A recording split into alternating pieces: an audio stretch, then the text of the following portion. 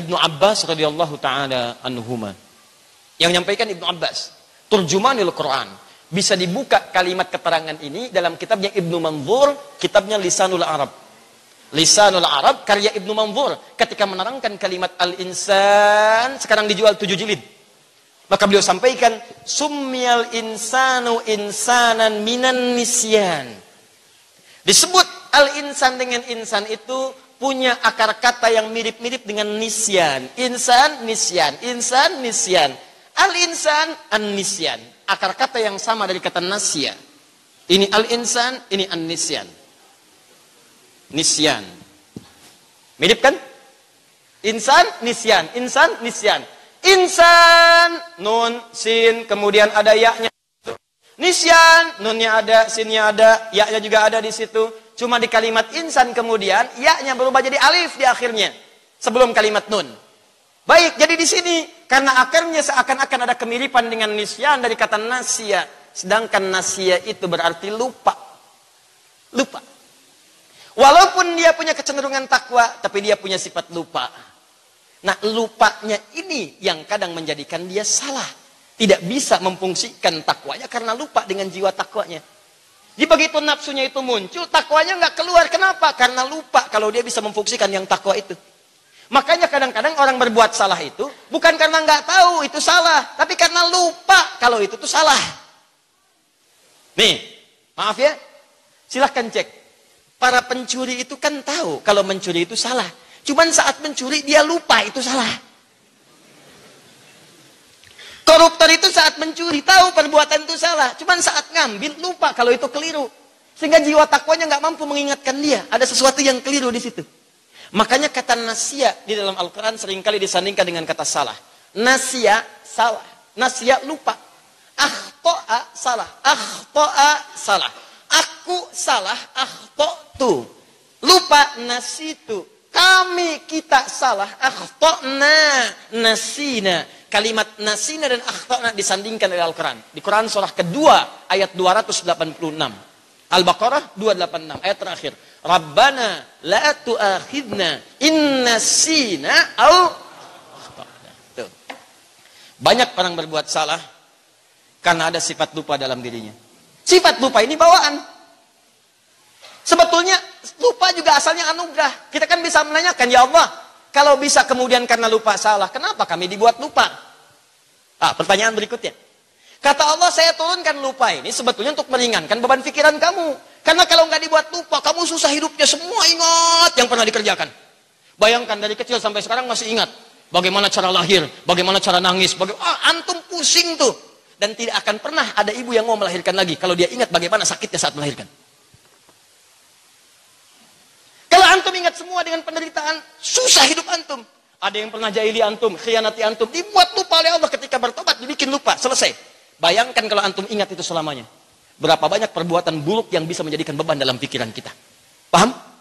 Asalnya ke situ. Cuman sayangnya kalimat lupa ini ditempatkan di tempat yang salah. Melupakan takwanya sehingga muncul nafsunya.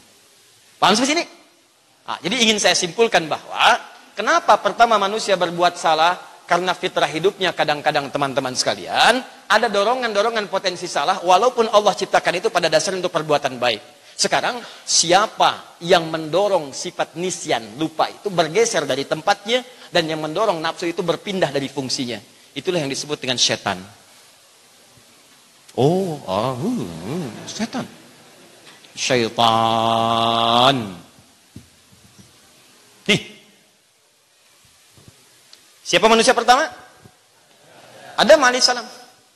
Apakah Adam saat diciptakan langsung berbuat maksiat? Tidak. Baik. Dipuji oleh Allah. Ditampilkan di kalangan para malaikat. Disebutkan keunggulannya. Ditampilkan presentasikan ilmunya. Lihat kemudian oleh Anda Al-Baqarah. Ya, dari ayat ke-30 disebutkan misinya apa? Khalifah. 31 diberikan bekal ilmunya. 32 malaikat nyerah. Ya, dari ilmunya sampai memuji Allah Subhanahu wa taala. Ayat ke-33 disebutkan keunggulan Adamnya. Ayat 34 diminta hormat malaikat dan jin pada saat itu. Wa idz qulna lil malaikati isjudu li Adam fasajadu illa iblis aba wastakbara wa kana minal kafirin. Hormat semua. Hormat sujud. Ayat 35 disebutkan tinggalnya di surga. Surga persiapan sebelum turun ke bumi. Makanya di surga itu ada larangan. Wala taqraba hadhihi syajarah. Jangan dekati pohon ini. Makanya saya katakan surga yang dimaksud bukan surga yang nanti akan kita tinggali, beda. Bukan. Surga ini surga tempat persiapan sebelum turun ke bumi. Makanya di situ ada kenikmatan, ada larangan. Surga kita nanti nggak ada larangan lagi. Surga di situ ada ibadah, ada taat. Apa ibadahnya? Adam, jangan dekati pohon ini. Bentuknya larangan, itu ibadah. Kan ibadah itu cuma dua. Kalau bukan perintah, larangan. Perintah sholat, larangan maksiat. Perintah puasa, larangan menipu. Cuma itu. If'al la taf'al. Do it, leave it. Kerjakan, tinggalkan. Paham? Di surga ini ada perintah. Perintahnya apa? Jangan dekati ini. Larangan sifatnya. Surga kita nggak ada perintah lagi. Masya Allah. Nggak ada larangan lagi sifatnya. Jadi kalau antum nanti di surga, nanti kita akan tinggali nanti. Misal, ya, tinggal kenikmatan semuanya. Masya Allah. Masih boleh sholat? Oh, jangan terlampau soleh. Sholat itu di dunia aja. Di akhirat itu tinggal ngambil buahnya aja. Petik. Tapi surganya Adam itu surga untuk training. Persiapan turun ke bumi. Ditampilkan, ini larangannya. Adam ini ada larangan. Nah, siapa yang dicontohkan oleh Allah untuk mengaktifkan nafsu, basyar, dan sifat lupa itu? Makhluk apa itu? Itu yang diperkenankan sejak awal. Sehingga nanti saat turun ke bumi, Adam turun, itu menjadi panduan untuk kita. Nih, saat kamu turun ke bumi, kata Adam, nanti saya turunkan ayatnya. Ya, perhatikan baik-baik.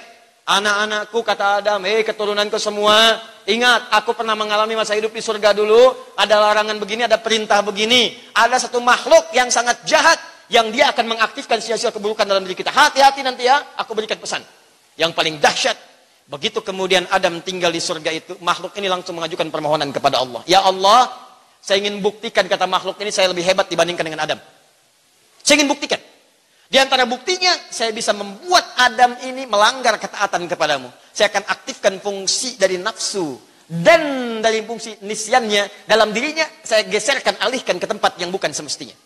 Maka dia mengajukan kepada Allah permohonan. Mohon, tunjukkan, berikan aku kesempatan, aku akan buktikan. Maka yang paling menarik, makhluk ini, kemudian oleh Allah diperkenankan. Silahkan. Silahkan. Tapi kamu jangan lupa, aku akan berikan perisai juga kepada Adam. Ya, supaya dia mengerti bagaimana cara menghindarimu. Teman-teman, apa yang terjadi? Maka Allah berikan kemudian ketetapannya, masuk dia ke tempat Adam, dia goda, diaktifkan nafsunya. Pertama ke Adam dulu. Diaktifkan, diberi perisai oleh Allah. Jangan, dengan masuk ke yang lain lagi. Ingat ini ya, ingat. Anda agak perhatikan betul cara bekerja makhluk ini. Dia masuk begitu ke Adam nggak bisa, dia masuk di luar Adam. Eksternal. Masuk ke pasangannya, ke Hawa. Masuk. Sedangkan Hawa kan tidak sekuat Adam. Ya, masuk. Ini cara bekerja makhluk ini. Kadang kalau dia sudah nggak bisa langsung ke kita, dia akan masuk lewat benda yang lain. Anda nggak bisa digoda, masuk lewat istri Anda. Anda kerja, mendapatkan jabatan. Anda sudah bagus, jujur. Tiba-tiba dibuat istri Anda kumpul dengan orang-orang yang tidak baik. Didorong lewat belakang. Suami bagaimana sih? Itu yang camat aja mobilnya udah Alphard. Masa suami masih Avanza? Apa mau dibilang Bupati Avanza?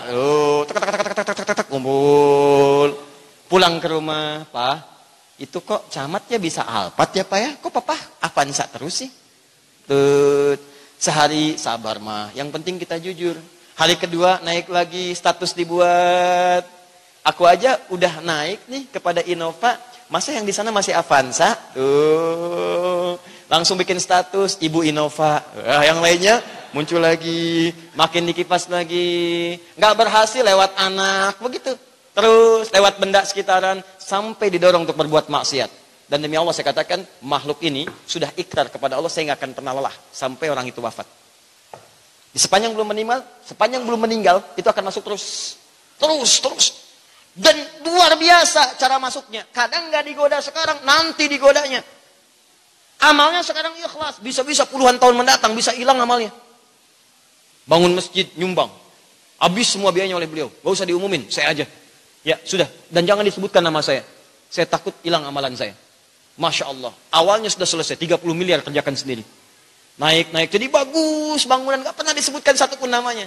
Tiba-tiba setelah 50 tahun, cucunya mulai tumbuh. Jalan-jalan keliling komplek. Kata cucunya, Kek, bagus ya masjid itu indah.